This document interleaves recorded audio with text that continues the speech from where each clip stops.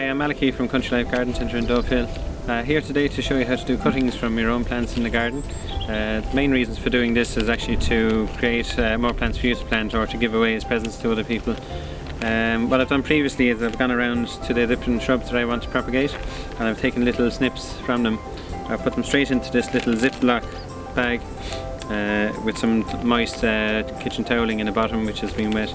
The reason for this is to keep the cuttings fresh until I'm ready to prepare them. Now I'll start off with the conifer. This is a chamois cypress, and what you do is you catch the stem like this and you pull it away from the main stem, and it brings a little bit of bark with it like that here. And this is the part where the roots grow from. You tidy up the little heel. You can take off the top there to make it a little bit smaller. Now these cuttings can be put into the rooting hormone, which is very cheap to buy, and it helps promote new roots. So you dip it in and just give it a little gentle tap just to remove the excess powder, and then you pop that into good quality compost. The main thing to consider when you're collecting the cutting material is the age of the plant that you're collecting from. Young plants will actually root much easier than a very old tree. Also the health of the plant too, and I can show you this plant here. This is a camellia.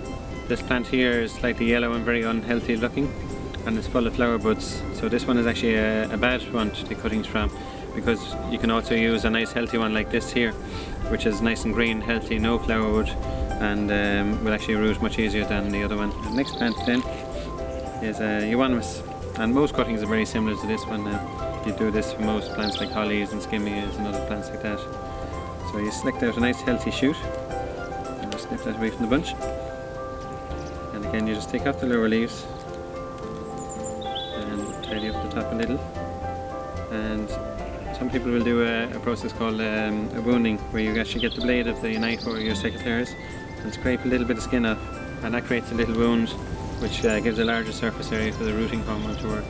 I'm going to pop them back inside the Ziploc bag here. I've left the tissue paper in the bottom, which is moist. That will create humidity and it'll act like a little greenhouse in its own right. I've left some air in there as well, and you can pop that now in the greenhouse or into a north-facing windowsill in the house, where they'll slowly produce roots over 2 or 3 months. You'll know they're rooted when you see new growth, or maybe roots popping out the bottom of the pot, and at that stage then you can open up the bag, acclimatise them, and after 3 or 4 more months plant them into the garden. So I hope you've enjoyed watching today. Thank you very much, and you can check us out on Facebook.